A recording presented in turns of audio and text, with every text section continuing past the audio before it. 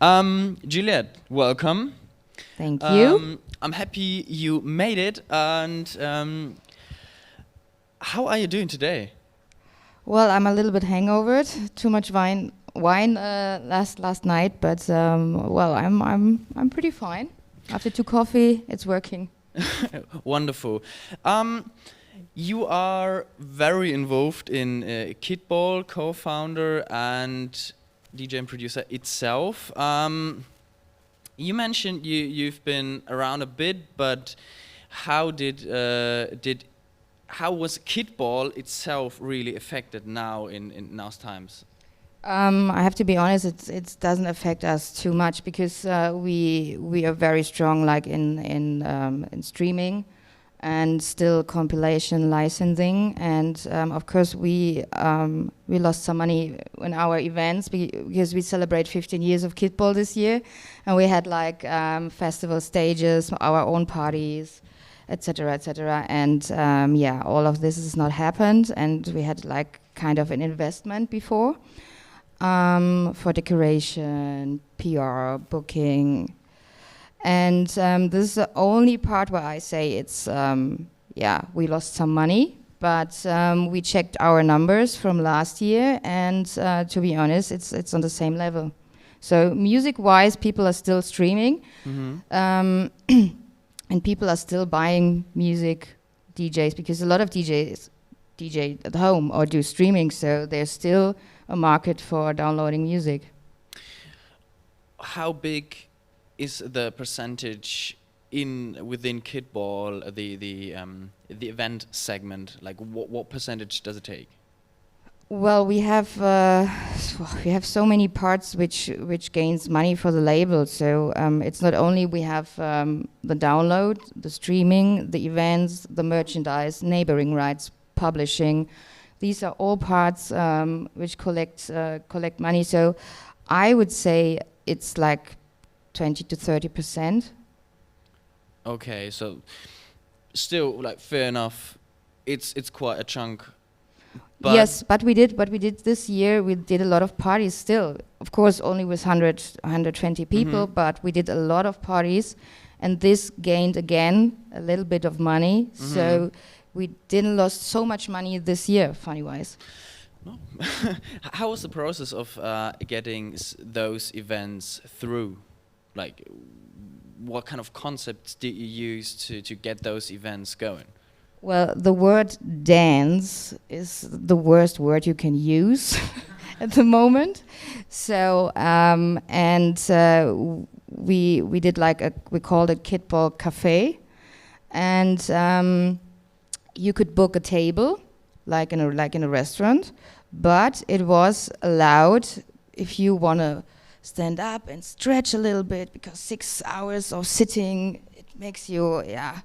So it wasn't allowed to dance, but it was okay to stand up and wiggle a little bit with your ass. That was okay, and it was not allowed to run around in the area where we did our party. So, but it was completely different, of course. But the people were so happy to have something to go out and listen to loud music. 15 years of Kittball. It's yes. Quite some time. How did that all come together in the beginning? Well, I'm not an original founder of Kittball. It was Berger, and 2009 they headhunted me from another label and asked me if I wanna be a co-owner of Kittball. So, and since then I'm handling most of the stuff for Kittball Records. And how did the relationship develop over then? I mean, headhunting is a thing. Why did they want you? Well, like, what? Because I'm good. Yeah, I guess so. I guess so. 15 years later, that's the proof. I mean, so what's your part within Kittball now compared to Tubenberg? How do you handle the workload, and how do you communicate that? I did for many years. I did everything. And I mean everything. I organized everything for the label. I organized the releases. I did A&Ring. I did the events. We had part-time, we had a booking agency, which I handled as well. So we had so much to do, and on one point I said I can't handle it myself anymore, because Stubenberger were touring a lot. So, and they are more in the A&Ring side, but they don't handle a lot with the label. So most of the stuff I'm handling. Is this still the case? Well, no, because all the shit work I give to another company. So I live now in paradise. I only do the stuff I want to do. And what's that? Well, it's A&Ring. I'm in contact with the artist. I am still doing a lot of the event organization, because I studied event management. So, and I love to do events. And yeah, of course I do some shitty work still, but the worst thing is royalty statements. If anyone knows what royalty statements is, a lot of numbers put together, and then the artist gets the share from his release. So, and in the time of streaming, it's like tons of numbers you have put together. And I said, I can't do it, and I want to do it anymore. And there are companies out there who is handling this for labels. Okay, so you are an artist yourself. Yes. How did that come together with Kittball? Do you really also release on Kittball yourself? Yeah, of course. Always, or do you like only release on the labels, or do you also go to different labels? No, I do of course a lot of stuff on Kittball Records, but I'm also going to another labels, because we have our network, but if you go to another label, they have a different network. So you have another reach. Like people who never, there are still people, they don't know what Kittball is, which is fine. So, and then you have to go to another label, which is more an American label, to gain like their crowd, you know, to get connected with you. And I think it's a good thing to release on different labels, because it's more versatile for you as an artist. Yesterday we talked to Raumakustik, Yeah. and we talked about the different regions of house, tech house in particular, and they were like, okay, it's very big in the US, it's very big in South America, and there were some parts in the UK where it's big, but within Germany it's not that popular. But he mentioned like the only one who really kind of made it here in Germany, like the biggest one, is Kittball. How did that come? I think because we always did what we want to do, of course, so we don't jump on, because techno is now big, we change our music genre into techno, because we know we would sell maybe more, but it's not Kittball, you know. We release tracks which we play ourselves, you know. It's like we like the music we release, of course. And Kittball was in the beginning electro house label, and then it went to deep house, then it was a little bit housey, and then we had like half a year where we did like melodic house, Afro house, but we didn't feel comfortable, so that's why we choose to have a sub-label called 10, this Kittball sub-label, where we have like melodic techno, melodic house, and all the Afro house stuff. So to split it from Kittball, and Kittball is now more a tech house label, and it's like we change as person, and the same way the label is changing. It's like a progress of growing, you know, going different new ways maybe. And yes, I think we are one of very rare labels in Germany who's releasing tech house. I would say like Moon Harbor's going in this direction, or Mother Recordings. But a lot of labels in Germany are doing like they jump on the melodic house, melodic techno train. Mm-hmm. How did the people, the fans, like the change of the music genres you put out? Was there like criticism, or did they just accept it? Well, the audience of a label is changing, They're getting older. Maybe they don't go in the clubs anymore. So there is always like new people are coming. Of course, sometimes you lose some people when you change your genre, but you gain on the other way a lot of people. You have to do it not too, was sagt man, abrupt? Not too hectic, is it maybe the word? Not too fast. Or not too fast to change the genre of a label. You have to do it like slowly. Not you have to do it like instantly. Yeah. Fluid movement of music, change and release. Exactly. Like a DJ set. Exactly. It has to be smooth. Yeah. 15 years of music mixing. That's what you do. What do you see? How do you see the future of tech house and the music you release within Kittball? Honestly, I don't know.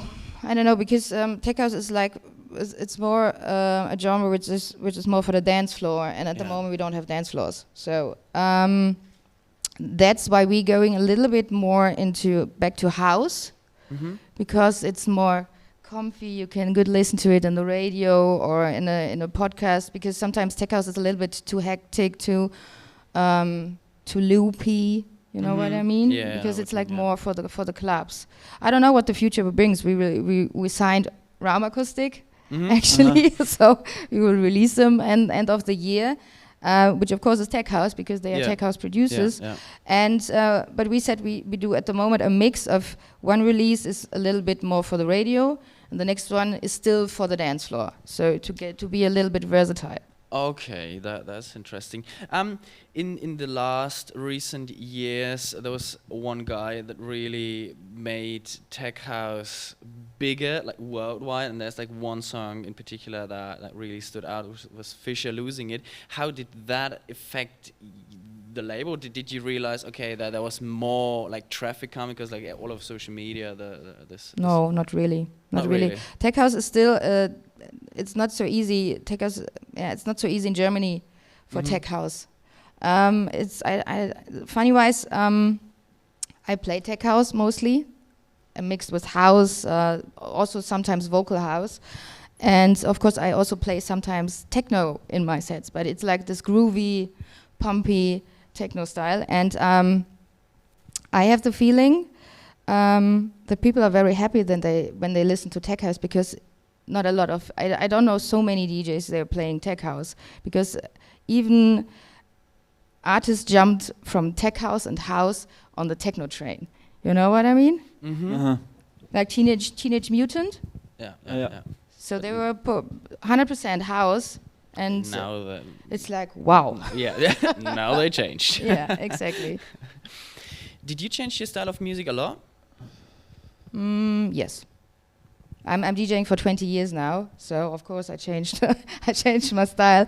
I started with soulful house, Then I jumped. I did 2 times the mistake that I jumped on a train. It was the electro house train and it was the minimal train.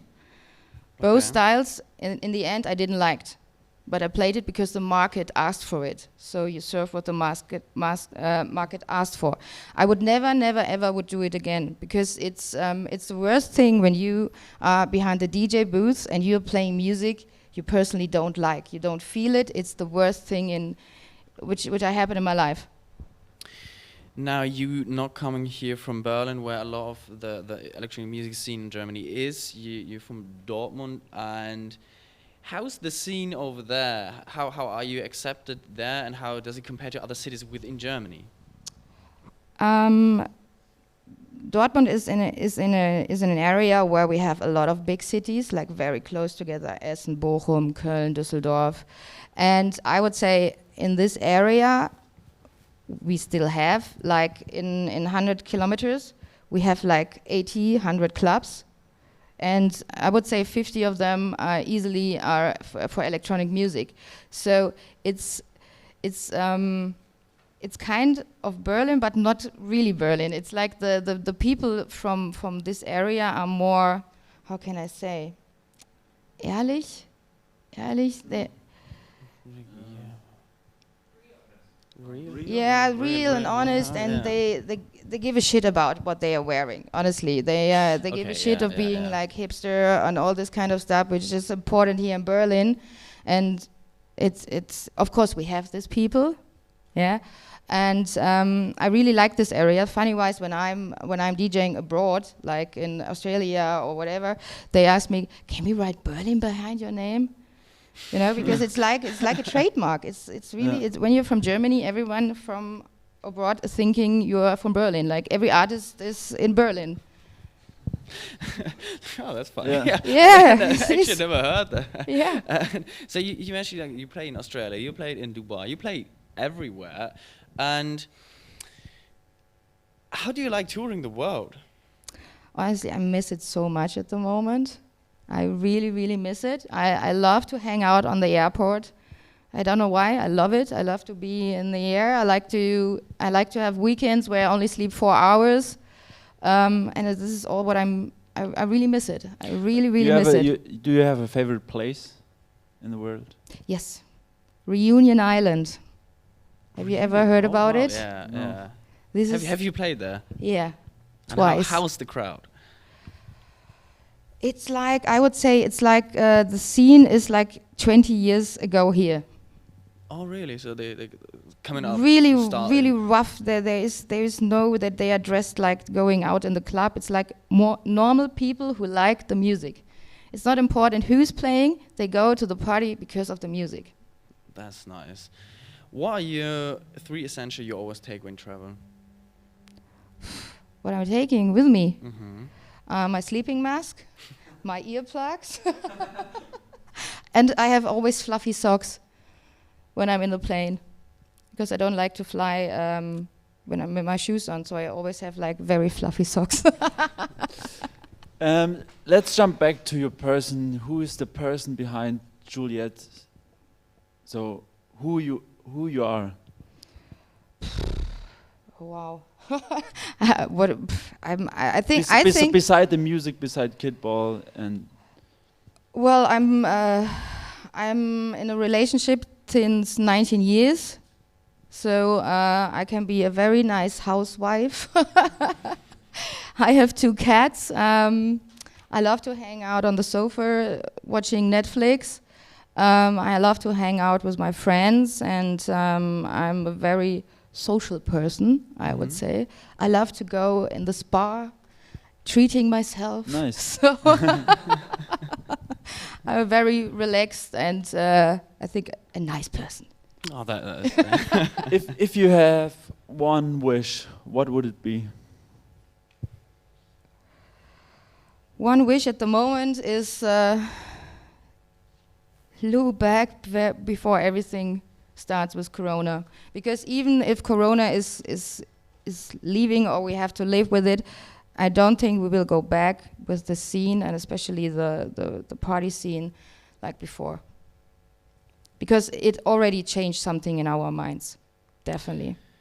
That's true. Yeah, yesterday we had a very intense talk with Robin Schellenberg. It was very interesting about how clubs will change and can change. And Yeah. what's your take, just timeline-wise? When will we be allowed to go out and indoor rave again? I think I would say earliest next year, April. Okay. Earliest. And I think festivals, we will not have festivals for the next 1 or 2 years. Oh, really? Yeah. Like, do you think indoor is earlier than outdoor? Because when you do the big festivals, there are people coming from all over the world, you know. So it's that's why Tomorrowland was especially cancelled, because there are people coming from all over the world, and they don't know how to handle it, and I think that will be the problem for the festivals. So how do you plan ahead with Kittball, like the business strategy of the event side? Well, I'm very good in creating new concepts. So we also have already a concept for the winter time, and the people were coming with ski dress. We did it before. Before Corona, we did a rooftop party in the winter time, and the people came with a ski dress, the onesie ski dress, and it was so much fun. So, and I think the people are now also open for it to dance in the cold. Yeah, and even then, a mask is maybe a welcomed thing to have on because Yeah. it's cold anyway. So you have something that Yeah. protects your face. So Yeah, exactly. it's probably not the biggest issue. So you try to do parties as long as it is possible, and next year big conferences like Sona, you always have a big showcase there. Is there anything you have planned already, or is it No. We said we will leave. We wait now till end of the year. Mm-hmm. How everything will work, because now it's like they call it the second wave of Corona. Yeah. So, and in worst case scenario, there will be a third one. Maybe like in February, March. Even if we can handle it now, I think there will come a third one. And yeah, we will see. End of the year, we will talk about the next year what we can do. We already confirmed some stages on festivals. They still believe they will do next year's festival, which is kind of nice that they believe it, but I don't think it will happen. Okay, now again to a different topic is going 15 years back or 14 years back, starting a label. What are the key takeaways you now would say to somebody who is just starting a label? What's the key things that you should look for? Think twice if you want to do a label, because it's fucking a lot of work. Because it's releasing music is easy, but to have a label which is working, that's really hard, and a lot of work you have to invest into it. And of course you need like good network, like who's delivering the music, who's doing the promotion, which artists, and especially when you are a new young label, it's not interesting for bigger names to release on it. That's the truth. So why should they release on a small label if they can choose a big label? So, and it's you have to invest a lot of networking and a lot of time, to have an own record label. So I wouldn't suggest anyone to do a label, because it's like a 40-hour working least week you have to do, and you need to know which partners you have to work together. Of course, I learned a lot in the past 15 years, and I have a very good network. I built it up over the 15 years, but I wouldn't do it again. Oh. Because I failed a lot. I have to be honest. Not any decision we made with Kittball was a good decision, especially when we changed the genre too fast. So we lost people. So you learn next time it has to be more smooth when you do it. So you learn by pain. What do you think is the secret of Kittball? I mean, 15 years, and it's an interesting label for a lot of house artists. What is the secret behind Kittball? I think the people see and feel that we do it with passion. It's not like we have it because it makes money, because we do it because we love what we do. When I wake up in the morning, the first thing before I toothbrush my teeth, I'm sitting on my phone and checking my emails. So, sometimes when I work from home, because we have an office, but sometimes I work from home, till midday, I'm sitting there with my pajama. So, so I can't tell you why we have so much success. I think some decisions we made were good decisions, and what I said before is we do it with passion, and we have the whole Kittball family thing. Like when you release with Kittball, you're part of the family. It means we book you for our own parties, and you can ask any artist that we do a lot for the releases. We do more than, I would say, most of the other labels. Promotion-wise? Yeah, promotion-wise, what we serve, we do like the banners and all the stuff. We have a very good relationship with Beatport, so every release from Kittball get a feature, at least a small one, but every release from Kittball gets a feature on Beatport. Okay, so how do you handle the promotion side? You said you have companies do that, or do you Of course, we have our own network. Yeah. We work with InFlight. I don't know if you know. Mm-hmm. InFlight is like a promotion tool, which is really good. And for bigger releases, we work with a PR agency in the UK because most of the PR is going over UK, of course, because they are the biggest PR agencies. And but we don't do it for every release, only because it costs money, and they want to have a lot of money for doing the PR. So so that's why it was important for us to create and build up our own network of promotion tools like blogs. For interviews, we have our own radio show on Ibiza Live Radio, which also helps that we can provide for the artist, like not only to have the release on Kittball. So when you release with us, you get definitely one show in our radio show. Best way is you get you do a remix for us. You play on our parties, so it's like a nice package you get from us. So when you release on Kittball, you said you play in the radio show. Does that happen before the release or after the No, release? you do it. You do it after, because then you can expand the PR side. So normally you do when you release something. It's like you pitch for a feature on Beatport. We do like 2 weeks Beatport exclusive, also Spotify exclusive.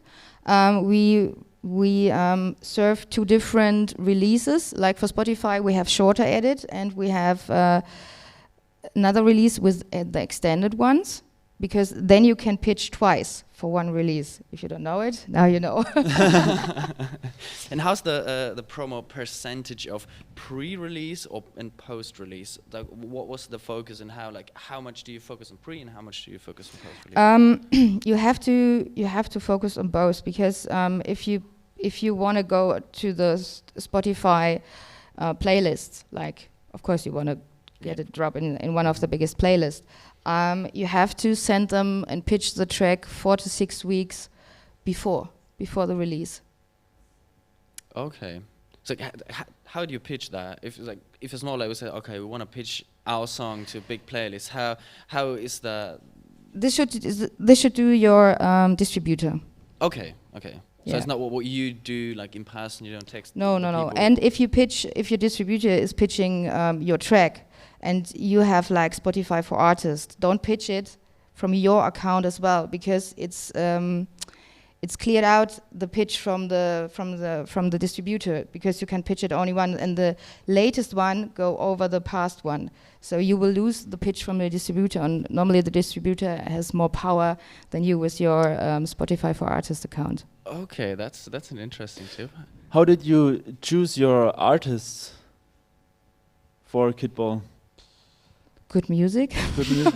It's just the music, or it's the brand, or the No, it's I would say it's just the music. So we will release. It looks like we will release soon one of the biggest EDM acts, because they did a really good track. So and good music is, in the end of the day, good music. Mm-hmm. Now you release one of the biggest EDM acts. You release people like Raumakustik. How is it for really small artists that have like a good track? How much importance is like social media appearance, like the name, the brand? Like where's the bottom line where I say, okay, that's enough that we can release it like with the brand? Well, it's if the track is really strong, like it's so strong that it has the potential for a single release, or it's an EP, we try to do like kind of name dropping. Like we asked artists to do which have a bigger name, to do like a remix, because more rate you get on a release, it's more interesting for Spotify, Beatport to feature it.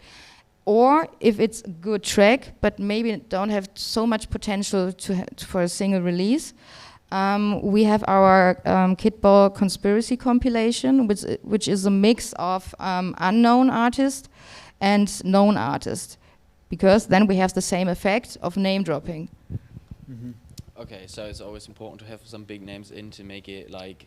It makes easier. It makes yeah, easier. Yeah, I get it. Okay, it looks better, It even looks even if the remix isn't that much greater than the song, but it's just that you have the name on it. Exactly. So Spotify. And Exactly. Yeah. All right. Very interesting how you manage all that. I didn't know a lot of it. And what about the audience? Does somebody have questions? And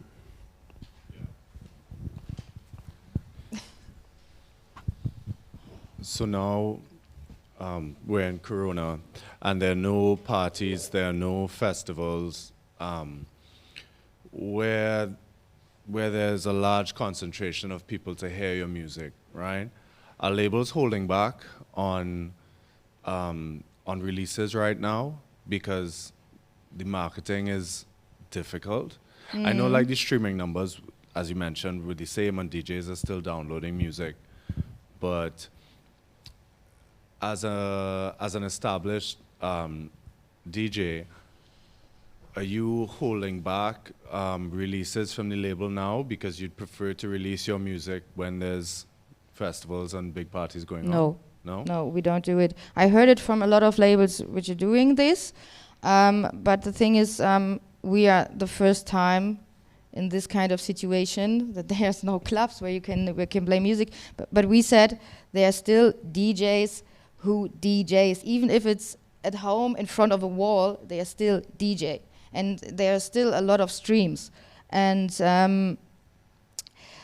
for me, it wasn't at any time a point to hold back releases because they're more for the dance floor. No. What's the best way to send demos to you or labels in general? Yeah, that's a question which a lot of people ask me when I'm sitting like here. There is no perfect way to do it, to be honest. The best way is you get in a personal contact with the person. Like, I'm sitting here, you will come later to me, and we have like a little chat, yeah? And you ask me like, hey, can I have your email address? I said, yeah, sure. And I remember, and I will remember that we had this talk, and of course you get more attention from me, yeah? Because, hey, it was nice to see you, blah, blah, blah. Then a demo, which is, it's only a SoundCloud link, which is coming into our demo at Kittball account. So it's like, it's the more you get this personal relationship with someone, the better you get heard. But there is no 100% way where you get listened. So I had release on Relief. Friends of mine, big artists, sent demos, and they never heard anything back. I get a feedback in 5 minutes. I don't know if the guy was sitting on the toilet, had a shit, and listened to my music, and thinks it was good, and answered me, because you never know. Even I'm answering sometimes quicker. Sometimes it needs 2-3 weeks until I'm answering. Yeah. That's a big question.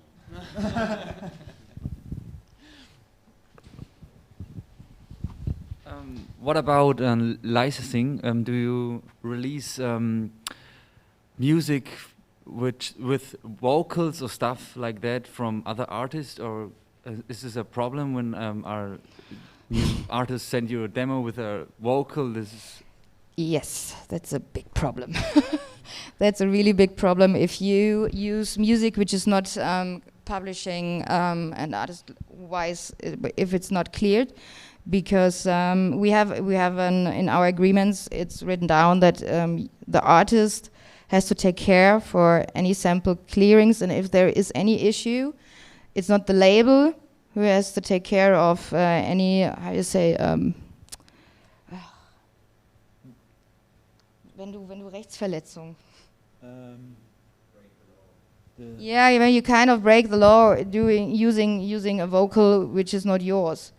So we had it 3 times on Kittball in 15 years, and we had to put down all the release has to disappear, to be honest, and we had to give him 100% of the income. Okay. So, please, guys, don't use uncleared samples. But if this track is a banger and every DJ on the world play this track, if this is a good PR for your label, Yeah, and you can doesn't matter clear about your of the course money. you can clear the stuff. You can clear the stuff, and we have our own publishing, and we can clear stuff over our publisher, which is Roba from Hamburg. But sometimes, if you want to use the track or the vocal, there are so many people are involved. Like this guy has 10%, this guy has 20%, and you have to clear any percentage. Any. If 1% says no, you can't release it. Okay. And the best way is to revocal the stuff. It's easier to